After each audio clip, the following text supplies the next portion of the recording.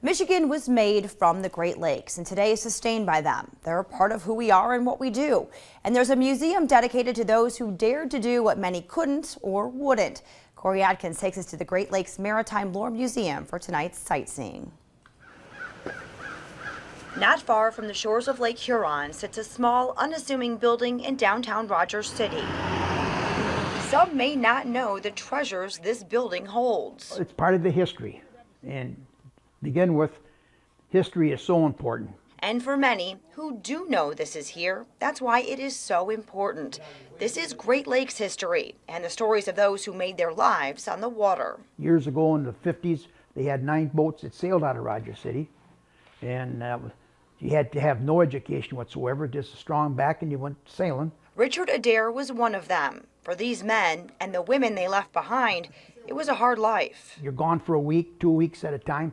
And back in the 50s, there was no vacation, so you weren't getting off the boat. I know I had 2 children that were born in December.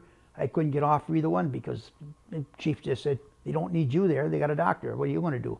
The Great Lakes Maritime Lore Museum pays tribute to anyone who's worked on the lakes for a period of time. We didn't care if they were a captain, a co-passer, fireman, worked in a galley, just as long as you had approximately 6-7 years on the boats. There is a special section honoring those aboard 4 ships with tragic endings: the Edmund Fitzgerald, the Carl D. Bradley, the Cedarville, and the Daniel J. Morrell. Both the Cedarville and the Bradley sailed out of Rogers City. There's something like 33 wives and 50-some children were orphaned in this little town of 2,000, kind of overnight, and everybody just knew everybody. This place is here because of volunteers and donations, and these collages help pay to run the museum. Anyone with at least 6 to 7 years of service on the lakes can buy and maintain one, but those numbers are dwindling. I know about 15 years ago or 10 years ago, there's been as many as sometimes 10, 15 coming in, but there's less around now. But we do usually have 4 to 8 people that will come in each fall.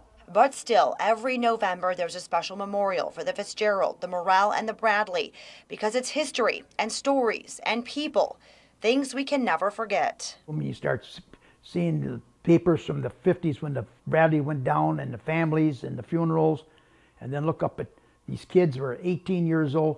This one young fellow was 18 on his first trip on the lakes on the Carl D. Bradley, because another person had to get off because his father died. He took his place.